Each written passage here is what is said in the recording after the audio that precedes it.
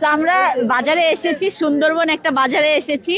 আসার পরে এই যে ছাড়াই নেই দেখ, আচ্ছা ভয় লাগতেছে। এই হলো কাঁকড়া, জায়ান হলো খাবে। তো এখন আমরা এটা নিব। কেজি কত? 350। আই কত আপনি বলেন, দামাদামি করেন।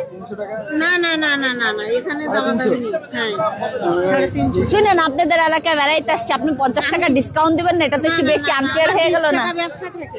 20 টাকা ব্যবসা থাকে? ও আচ্ছা, ঠিক আছে দেন। এখন আপনাদের এলাকা, ওই যে ভিডিও নেওয়া হচ্ছে বুঝছেন, আপনি যদি মিথ্যা কথা বলেন সবে আপনাকে বকা দিবে। না না, কেউ বলতে পারবে না। ঠিক আছে, আচ্ছা তাহলে দেন 1 কেজি দেন আমার ছেলের জন্য। আমরা রিসোর্টে নিয়ে এটাকে ফ্রাই করে খাবো।